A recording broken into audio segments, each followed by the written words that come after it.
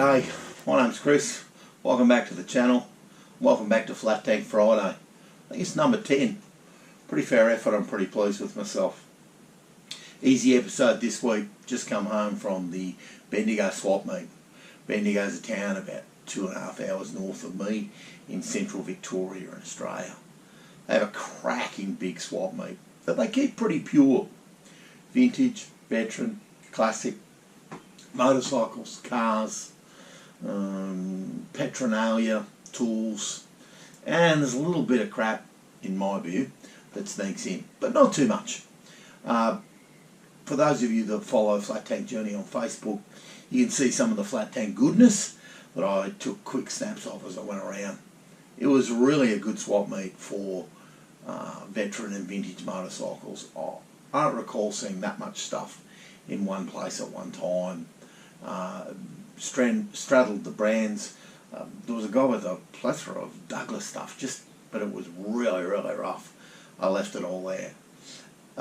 James, New Hudson, Indian, Triumph, lots of stuff, some old Beezer stuff. It was pretty good. I had a great weekend, and that's what we're about this week. Just thought I'd show you some of my scores and maybe get a little bit of work in, and something I got really special to show you as we get towards the end. Cheers, hope you enjoy this week's episode. Well, these are the treasures I accumulated from the swap meet. Well, to be more accurate, I accumulated a couple before the swap meet, but the swap meet led to accumulating them. I think the most important thing for me was to resolve the carby off my AJS. It just gave me a little bit of trouble. The clip on the needle is very worn, and it had let the needle slide down. The clip wouldn't hold the needle anymore, and the needle could move around in the clip. So was up to see John Parker, who's an Amel carburettor. I suppose he's a specialist. It doesn't help that I don't have an Amel carb, but John was pretty good and sorted a few things out for me. New retaining clip, needle retaining clip, new tickler for the bowl, and a new slide. He declared the needle to be fine, so don't worry about it. Interesting, in the AMAC carby there's already an Amel slide that somebody's installed there at some stage. This one's a fairly tight fit, and the inside of the carburetor needs cleaning out, according to John, or just use the slide that's in it. He didn't think it was too bad. I think the most interesting thing of the carburetor was to get a new tickler that he just pulled out of a display monoblock carby. It screws straight into the top of the old bowl and is identical. He laughed with some delight as he told me that the monoblock tickler assembly will fit straight into the top of the AMAC, and that there's no need to get carried away. This one was actually worn and a little bit shop sold, I suppose, and he gave it to me for nothing, so that was very kind of him. Behind that are the Friday purchases from the lead up to the swap meet. Local guy rang me, as you might know if you watch the channel, been looking for some Douglas levers. Now, he didn't have a complete lever, but he had part. So I went out to see him, and we did a little deal. Practically no money for the parts of the lever that he had. He said I was welcome to them and put it into stock, and you never know. After doing a deal for that, though, he asked me, was I interested in a carbide lighting set? I kind of was. I have a nice headlight, and just going to move that carby out of the road, and I have a tail light. I don't have a canister, though. So this one actually still has some carbide powder in it. It's still got the black paint on it. It's missing the hook to go into the side of the frame, but it's actually in really good condition. And so I took the job lot. The headlight is probably more correct for my Douglas, but isn't in quite as good a condition. Might polish up okay. The tail light, interestingly, even though the little door needs resoldered, is probably actually physically in better condition. Needs re-nickeled, needs a few repairs done. I'm not sure which one I'll use. I'll certainly tidy up the canister, certainly put that onto the bike, and I'll probably just build a bracket for that to go on. Almost forgot these two little beauties from the Swap Meet Roundup. Couple of new tap wrenches. Actually designed to take a centre in the top of them and for tapping straight holes in the mill or in a drill press. They're vastly better quality than what I had. I had very cheap nasty ones from a kit. These were bought from a vendor at the Swap Meet, and look like they're reasonable quality. They weren't hundreds of dollars or anything rash like that. A little set screw holds the handle in, and they have a shorter handle for each one. This is sort of below a quarter. I want to say like from 3/32 up to a quarter, and this bigger one is a quarter, and it'll go just over a half. I've just tried a 1/2 inch tap in them. Well made, well put together, all nicely finished.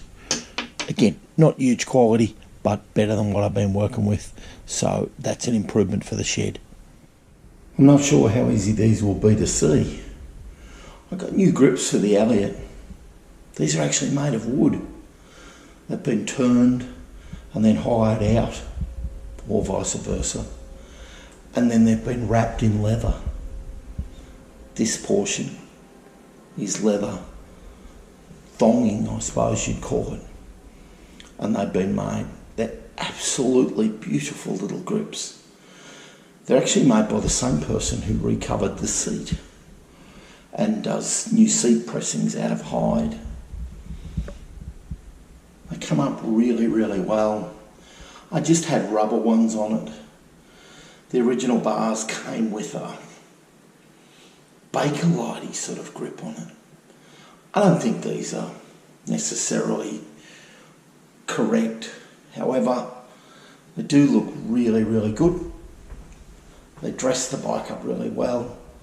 They tie the seat to the bike, and overall, they're fantastic. And this is my last Swap Meet purchase. It's a cast aluminium, probably, vintage style motorcycle stand. The brass wing nuts tighten up and hold the wheel in place. It rolls, and it's just the thing for displaying my Elliott bike. It's a treat. Let me come back and I'll show you a bit more of the display. So it holds the rear wheel in pretty tight. Not like it would on a bike lift, but pretty tight. It's a really good looking thing. So good that my wife suggested that the bike could come inside. You heard it, my wife suggested the bike could come inside and live inside. So, displayed in the corner of my living room, just outside my son's bedroom door, is my Elliott. It sits neatly in the cast aluminium stand, and it fits nicely in the corner. Then on the wall, I framed up some shots of the bike from various stages of its life, from when I got it, to piecing it together, to its ride, and to finally, as you see it now. I think it's pretty good. Not everybody has a motorbike inside. Not everybody has an old one like this. So it's a bit of a treat to have it in the living room. Can see it every day as I walk past. Seems pretty stable. As I say, not as stable as a bike lift stand, but pretty good. It just sits neatly in the corner, and I'm going to enjoy it.